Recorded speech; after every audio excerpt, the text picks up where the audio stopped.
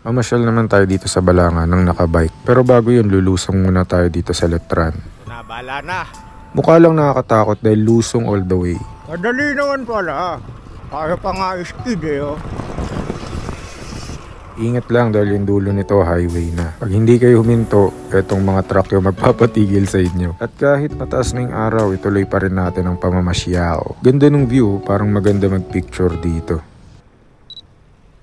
Maraming palayan dito sa Bataan, sana wag lang gawing subdivision. At habang nagpipicture ako, dito ko na-meet si Yuji. Bagong palit daw yung bibi niya pero tumutunog agad. Papasok daw siya sa work niya. Wala kang foot retention. Hardcore na walang foot retention. Samahan nga natin. Naawa naman ako sa kanya. Huli natin yung nagtatanong kanina. Tingin ko masyadong malapad yung bibi na nabili niya. Yung tunog kasi parang kumakabis yung kadena dahil hindi na aligned yung chain dun sa cog. Sige, ingat kayo